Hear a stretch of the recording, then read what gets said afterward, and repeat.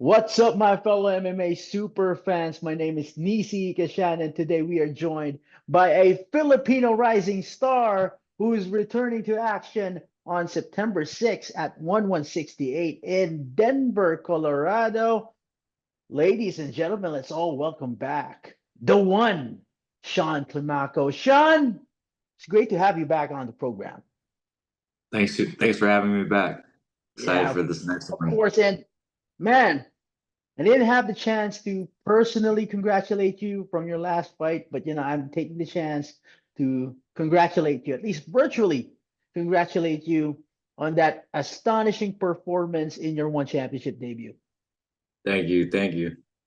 Let's talk more about that. Can you walk us through your emotions and mindset leading up to your successful promotional debut earlier this year? I mean, everything happened like so fast in that moment. Like it didn't really have time to soak it all in. Like just everything happened so fast. Let alone the fight. Yeah. It's a perfect debut. You couldn't have scripted it any better. But Sean, how did that victory set the tone for your career in one championship in particular? It, it showed me I belonged. This is where I belong. Yeah. Belong to be fighting against the world's best. I've been training for the last 16 years now, and it's all paid off. This is where I want to be. So it means is it safe to say that it gave you some sense of validation that you belong to stand shoulder to shoulder with the elite? Yeah, I believe that for sure. Against the world, because I've, I feel like I've already accomplished like being one of the best 135 pounders in my country. I've had some fights internationally and some fights against international competition. So this is my opportunity to show that I can be the best in the world now. Sean, how have you found the transition to one championship compared to previous experiences in other promotions? I mean, I try to not to let all the spotlight and the media stuff get to me. I just think of it like, oh, all right, this is just part of the job now, and Yeah. to me though, it's still like another day in the office once I step in the ring. Like all the lights, the cameras, it doesn't matter. It's gonna be just me and my opponent in the cage or in the ring. Um there's that transition with the small gloves. It totally changes the game. Like it feels like the you could hurt your opponents a lot easier Yeah. than with the regular 10-ounce gloves. The defense is different, and I love it. I think it works really well with my style. Yeah. Now, Sean, what were the key takeaways from your debut fight that you're looking to apply or improve upon in your upcoming match, which happens on September 6th at 1168 Denver? Sorry, one more time. What were the key takeaways from your debut fight that you're looking to Uh, apply? just having that feeling of fighting for one championship, seeing Dom Lau in front of me, and now seeing my name, like that was like a wake up call. Like that's when like the This jitters started kicking in. the superstar treatment.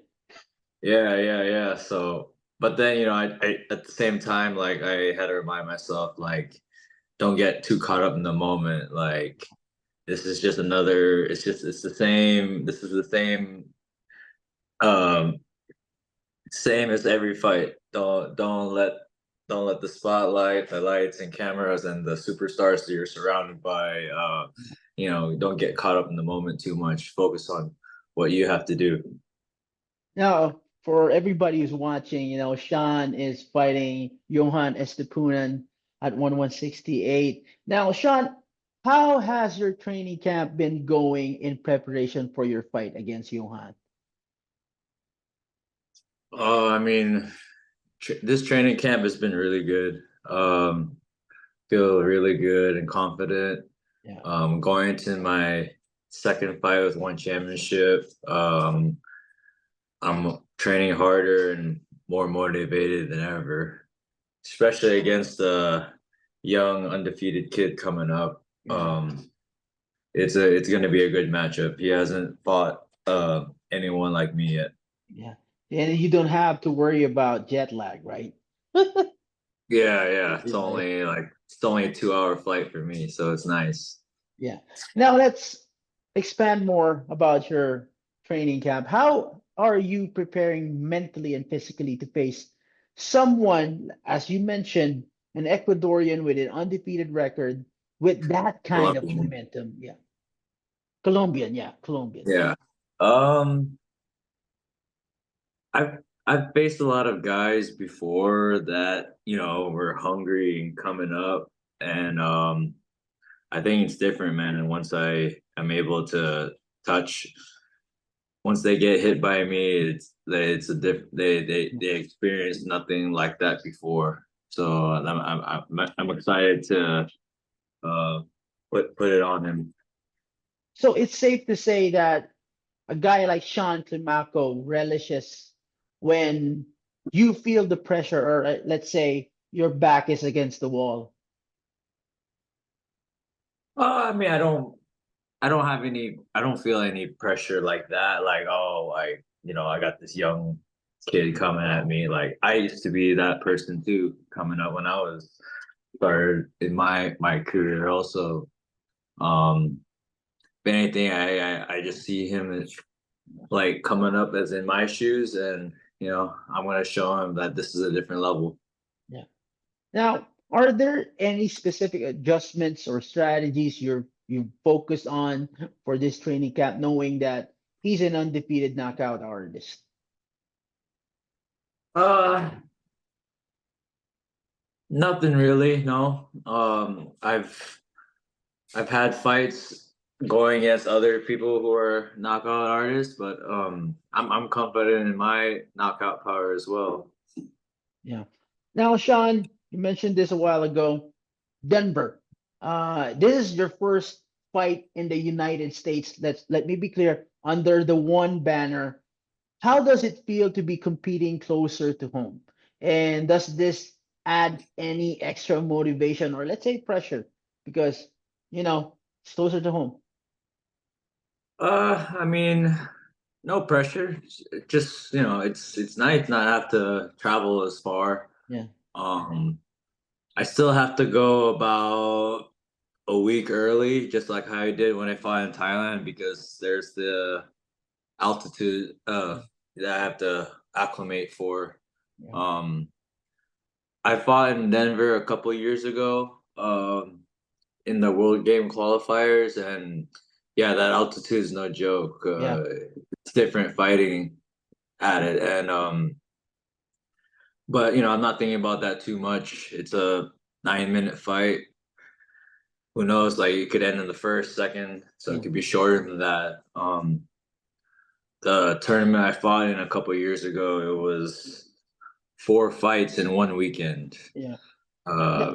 I had to fight Thursday, Friday, Saturday, Sunday, and I fought all 4 days. And I have an idea of what environment I'm going into. Yeah. And what's crazy is like this is 2 years ago. This is the same place where I tore my ACL, so it's coming full circle. Yeah. After tearing my knee 2 years ago in Denver, 2 years later, Yeah. I'm back in Denver, but for one championship. Yeah. So It's more of a it's a crazy redemption tour. experience. Yeah, yeah, it is. Yeah, So, I'm yeah, excited. you fought in Denver, but now it's going to be in a different venue. It's going to be Yeah, at the Ball Arena, yeah, the home arena of the Denver Nuggets. yeah, Yeah. Do you pinch yourself that, man, this is happening? Like, yeah. I mean, I still can't believe it, but just training harder than ever right now.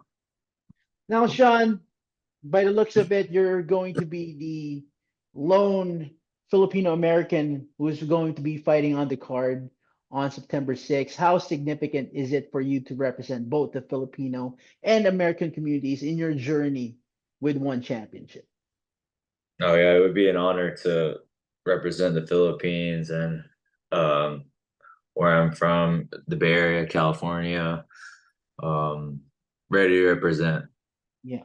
As a Filipino American, what message do you hope to convey to your fights or to your performances in one championship?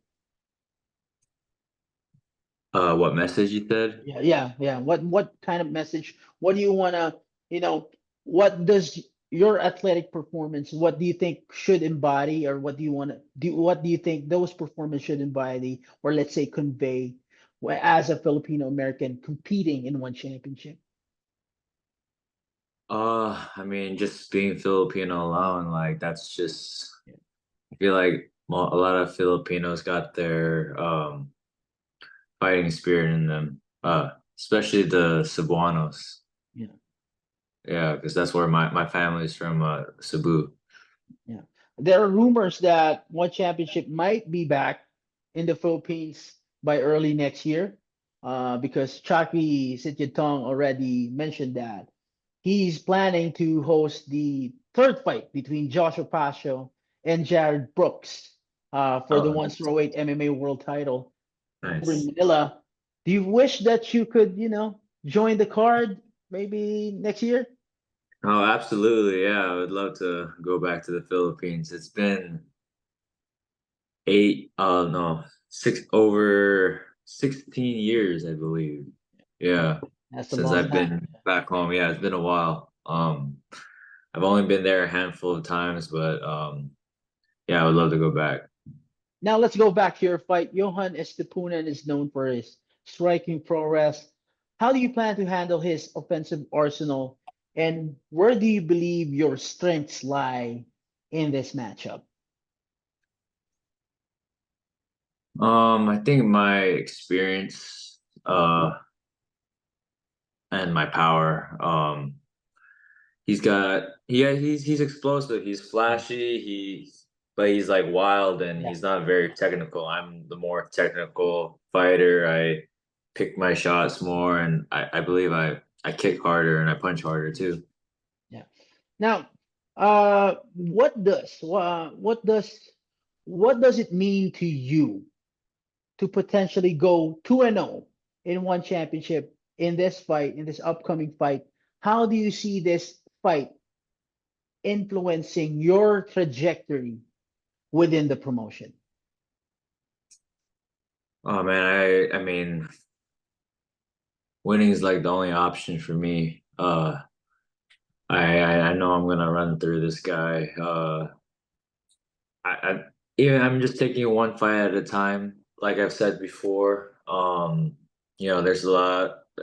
I have a 6 fight contract, so we'll see what happens after each fight. I'm slowly starting to make my way up and Yeah. become more of a bigger name and trying to build my following. So I'm just taking it one fight at a time.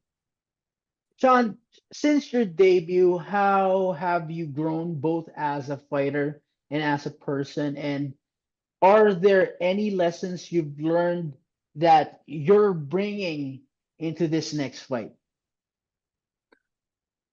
I mean, I'm just carrying over all the experiences I've had in my life. Um, there's definitely been experiences where I've felt like, I've been at this low stage, but then somehow, somewhere, I was able to find myself back through fighting, and fighting has always been my pathway to um, exceed and do better in life.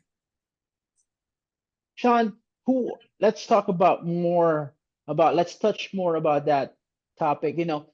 Who are the key people in your corner, and how have they contributed to your preparation, mental focus for this upcoming challenge, and at the same time with your track record, let's just say past fights that made you who you are today? Yeah, I have key persons having my brother. He's Yeah, of a course. he's a pro MMA Um, fighter. yeah, We've always been training together throughout the years. We motivate each other and push each other. He's actually fighting the week after me yeah, for an MMA show, so we're it's a good time for both of us to have fights because we're pushing each other right now. yeah. My coach Rudy Ott, he's been there for me for the last 11 years, and I've always wanted to see how far I could go.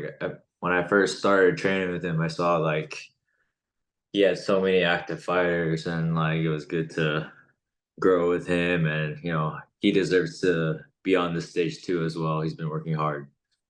Yeah, let's plug that. Mark Climaco is fighting Victor Diaz at LFA 192 on September 13 at Santa Cruz, California. I believe it's a headliner. This is the headlining fight, right?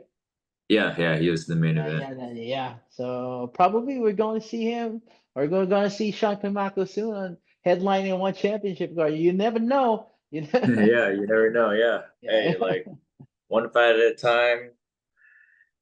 They got their other stars that they're building up. Hey, I could be one of them too, or I could face them. Yeah. I know. I see that one championship. They have their fighters they want to build, and I'd like to face those guys too eventually.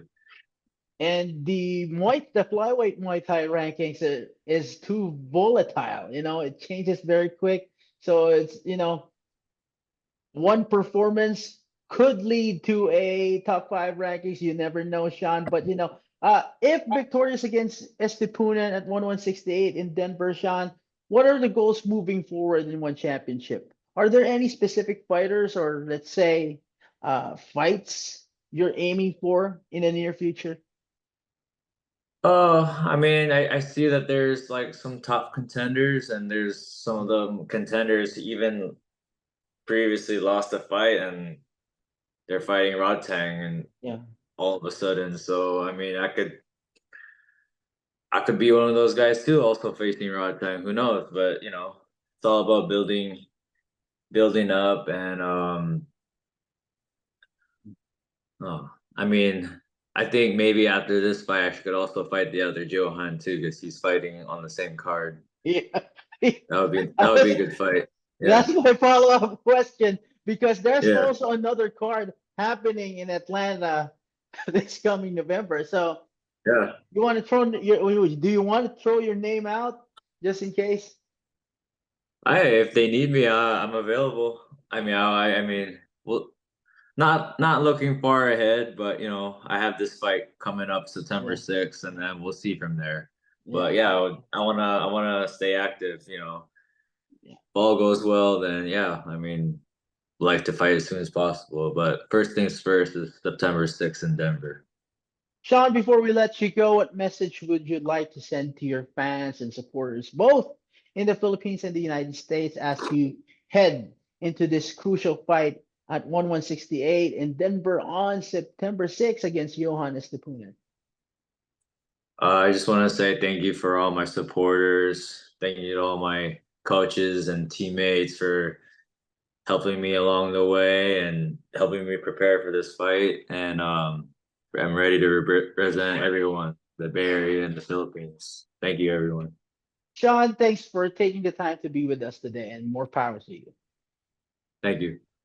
That's it for all of us here on the MMA Superfan. Don't forget to like, share, and subscribe, and also hit the notification bell to stay up to date with all the latest content from the MMA Superfan. Again, I'm Nisi Kashano with the one Sean Climaco. Till next time.